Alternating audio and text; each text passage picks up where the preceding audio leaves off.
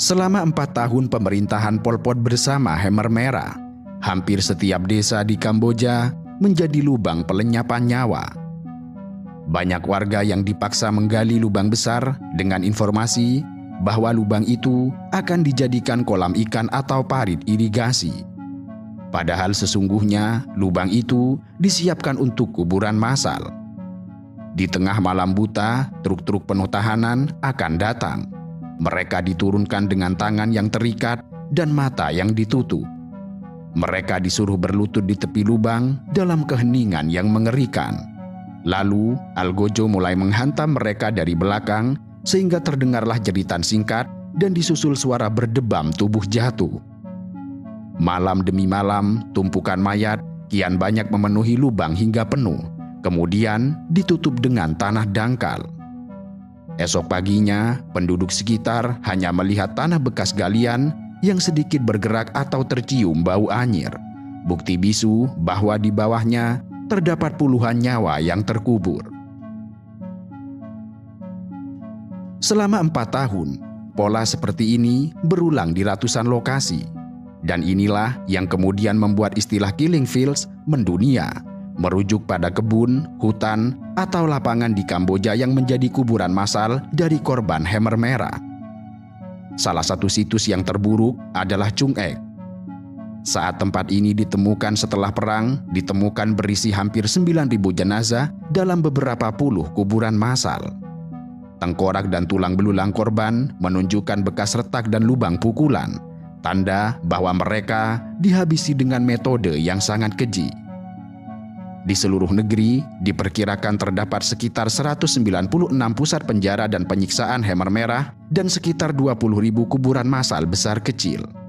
Dan banyak di antaranya baru terungkap belakangan oleh tim forensik. Rezim Khmer Merah berhasil menghabisi banyak orang dari segala latar belakang, kaya dan miskin, tua dan muda, pria dan wanita, rakyat biasa, hingga anggotanya sendiri. Sebuah laporan mencatat bahwa teori masyarakat tanpa kelas Pol Pot justru membelah komunalnya menjadi 2 kelompok, yaitu orang basis yang dipercaya dan mendapat imbalan, serta orang baru yang dianiaya. Dan bagi orang baru yang malang itu, Kamboja di bawah Pol Pot tidak ubahnya neraka di muka bumi. Tahun 1977, Khmer Merah berada pada titik puncak kekuatannya. Hingga saat itu, Pol Pot benar-benar berhasil membuat Kamboja menjadi negara yang tertutup sepenuhnya, di mana setiap jengkal tanah dan setiap jiwa berada di bawah kendali mutlak angkar atau partai yang telah ia pimpin. Di pedesaan, rakyat hidup dan mati sesuai perintahnya. Apa yang mereka makan, di mana mereka bekerja, dengan siapa mereka menikah, dan bahkan kapan mereka boleh tertawa atau menangis. Tidak ada pemimpin lain di Asia Tenggara yang memiliki kontrol seketat itu atas rakyatnya. Namun, di balik kendali yang terlihat kokoh, Pol Pot hidup dalam ketakutan konstan. Ia melihat musuh di mana-mana, bukan hanya dari luar negeri, tetapi juga di lingkaran dalam partainya sendiri. Ia sudah memerintahkan pembersihan internal terhadap ribuan kader senior yang dicurigai sebagai pro-Vietnam atau agen asing, bahkan jika mereka adalah rekan perjuangan lama. Setiap desas-desus tentang konspirasi langsung ditindak dengan eksekusi. Bagi Pol Pot, mempertahankan kekuasaan berarti menghancurkan potensi ancaman sebelum ancaman itu menjadi nyata, dan paranoia itu tidak berhenti pada lawan di dalam negeri. Ia mulai memandang Vietnam yang dulunya adalah sekutu perjuangan sebagai ancaman terbesar bagi revolusi Kamboja. Padahal dulunya Kamboja dan Vietnam berjuang bersama melawan pemerintahan Lon Nol yang pro-barat. Tetapi sejak Pol Pot berkuasa, hubungan itu kian memburuk. Faktor sejarah dan nasionalisme memicu kebencian terhadap Vietnam.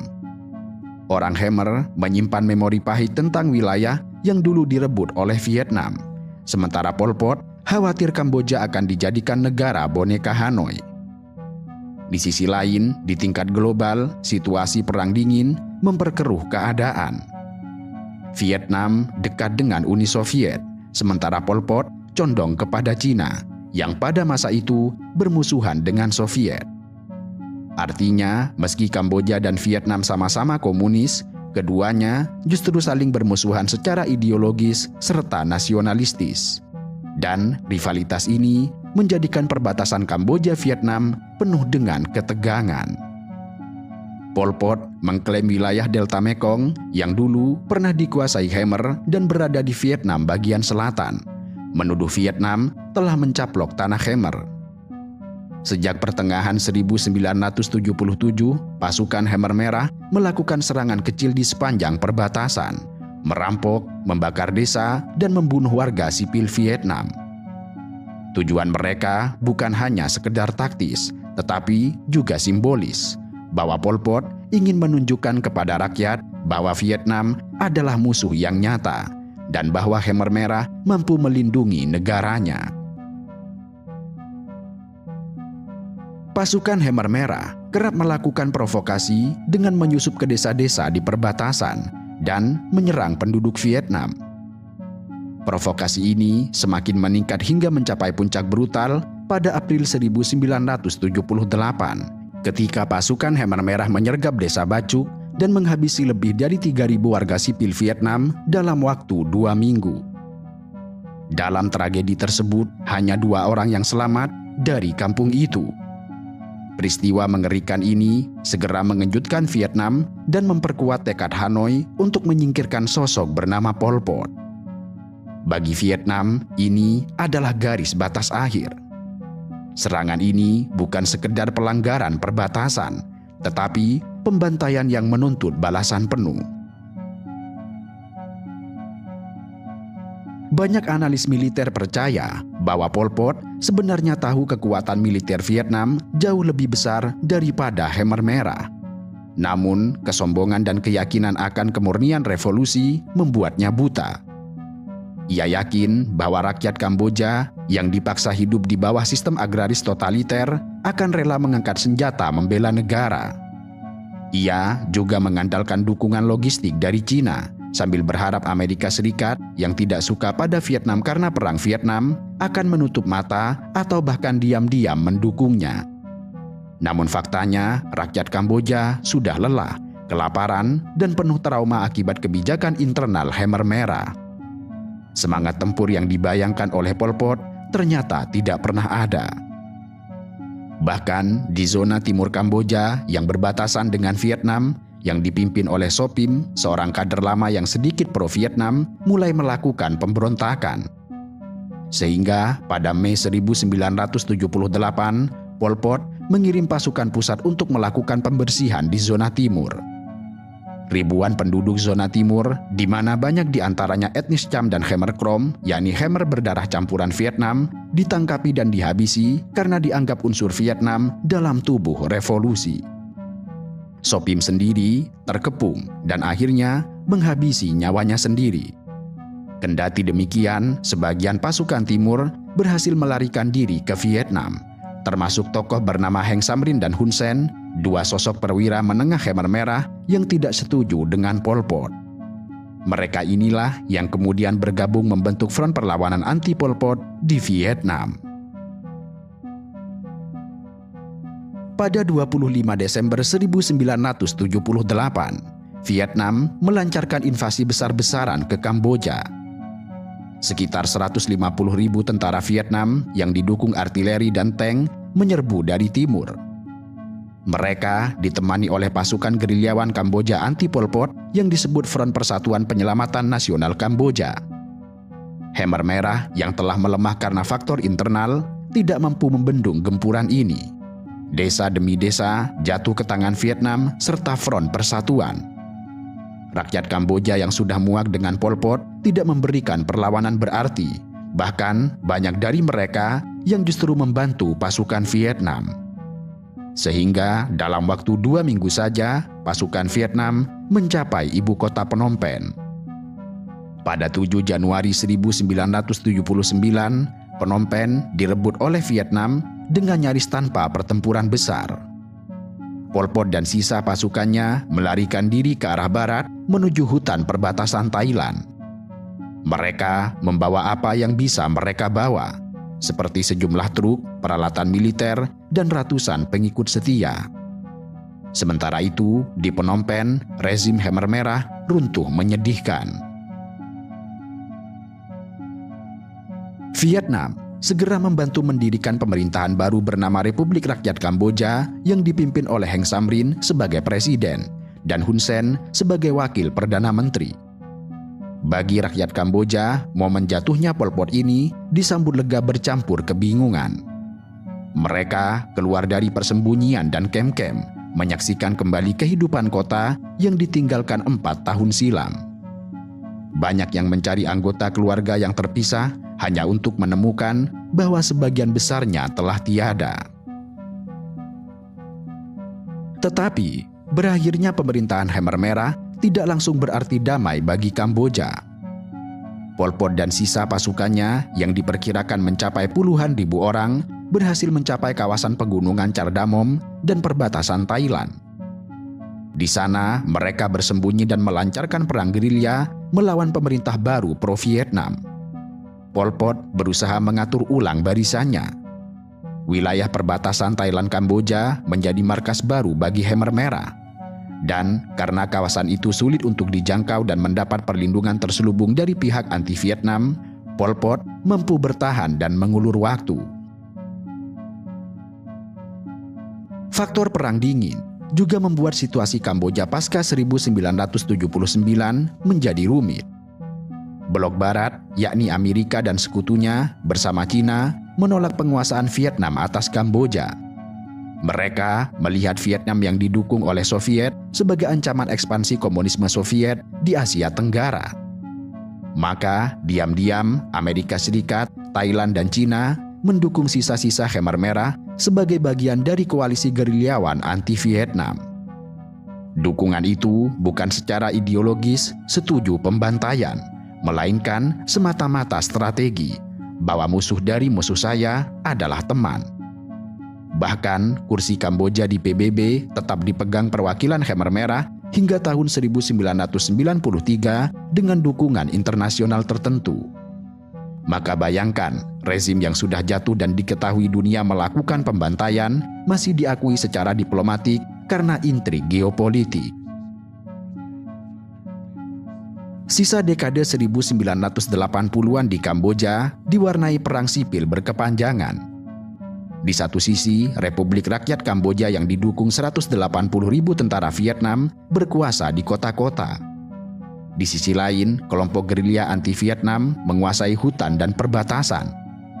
Rakyat Kamboja menderita di tengah cengkraman konflik baru. Bantuan kemanusiaan mulai masuk melalui Palang Merah dan PBB untuk para pengungsi di perbatasan Thailand. Dan dunia mulai mengetahui detail kekejaman Khmer Merah melalui para pengungsi ini. Selama tahun 1980-an, Pol Pot masih berhasil lolos dari hukuman segera. Ia tetap memimpin sisa Khmer Merah di hutan-hutan. Berita tentang dirinya sangatlah minim. Dia sesekali muncul di radio gerilya untuk mengecam boneka Vietnam di Phnom Penh. Khmer Merah berganti nama menjadi Pemerintahan Koalisi Kamboja Demokratik demi mendapat dukungan internasional dan memasukkan juga faksi Pangeran Sihanouk. Tetapi di lapangan, kekuatan Pol Pot kian menyusut seiring waktu. Setelah Soviet runtuh, Vietnam menarik pasukannya dari Kamboja pada 1989, dan ini membuka jalan negosiasi damai. Konferensi Perdamaian Paris 1991 menghasilkan kesepakatan damai semua faksi Kamboja, kecuali Khmer Merah yang akhirnya ingkar janji gencatan senjata dan menarik diri dari pemilu. Meskipun Khmer Merah terus mengacau, PBB memasuki Kamboja untuk menyelenggarakan pemilu pada tahun 1993. Pemilu itu dimenangkan oleh Partai Kerajaan, berkoalisi dengan Partai Rakyat Kamboja di bawah Hun Sen. Pangeran Norodom Sihanouk kembali diangkat sebagai Raja Kamboja dan memulihkan monarki konstitusional. Dalam tatanan baru ini, Khmer Merah kian terpojok. Lalu, pada tahun 1994, Khmer Merah resmi dinyatakan ilegal oleh pemerintah Kamboja yang baru. Sadar posisinya telah melemah, satu persatu petinggi Khmer Merah menyerah atau tertangkap. Ieng Sari, mantan Menteri Luar Negeri Pol Pot, membelot pada tahun 1996 dengan membawa ratusan pengikut. Di sisi lain, dalam tubuh Khmer Merah sendiri terjadi konflik. Pada tahun 1997, Pol Pot yang semakin tua dan sakit-sakitan justru memerintahkan penangkapan dan eksekusi terhadap Son Sen, mantan Menteri Pertahanan Khmer Merah beserta keluarganya, karena curiga bahwa Son Sen hendak berdamai dengan pemerintah. Tindakan brutal itu membuat pendukung Pol Pot sangat marah besar, dan tidak lama kemudian Pol Pot ditangkap oleh komandan militernya sendiri yang bernama Tamo. Pada Juli 1997, Khmer Merah mengadakan semacam pengadilan internal singkat yang menghukum Pol Pot sebagai tahanan rumah seumur hidup. Foto Pol Pot di kursi tahanan rumah disebarluaskan, dan inilah untuk pertama kalinya dunia melihat wajah Pol Pot setelah bertahun-tahun bersembunyi. Namun, upaya membawa Pol Pot ke pengadilan internasional tidak pernah kesampaian. Karena pada 15 April 1998, Pol Pot meninggal dunia di hutan An Lon Feng dilaporkan akibat sakit jantung. Namun demikian, terdapat spekulasi bahwa Pol Pot menghabisi nyawanya sendiri atau diracun. Namun secara resmi, ia dinyatakan gagal jantung.